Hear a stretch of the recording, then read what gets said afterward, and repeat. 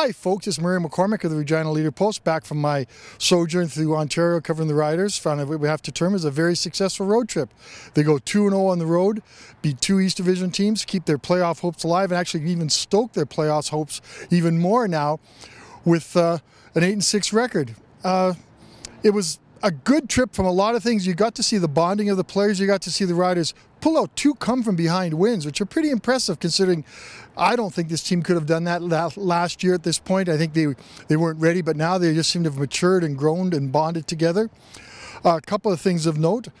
Whether you're for or against Kevin Glenn as a starting quarterback, that can also be easily debated. I have to like the way that Chris Jones cut that off at the pass. He said, Kevin Glenn's my starter, Kevin Glenn's my leader, and he backed him 100%, which is a good thing because he would have spent the whole week talking about whether it should be Brandon Bridge or Kevin Glenn. So right now he's built a bridge, to the Ottawa game with Kevin Glenn, and we'll see what happens there. I think the 1-2 tandem may work best for them right now. I think they're both different enough quarterbacks. I think teams have to prepare for them.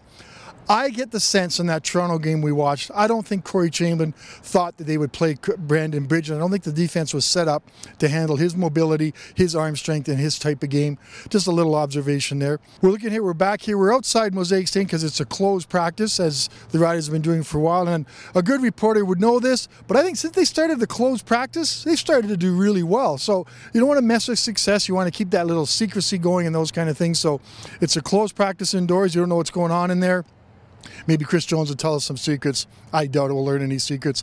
There's no one secret is out though. The Ottawa Red Blacks are here on Friday night. The Riders have done very well against East Division teams. This is another chance to further fatten their records and to further their chances of making the playoffs. And really, when we're saying this in October after the last couple of years, that's a nice thing to have to say.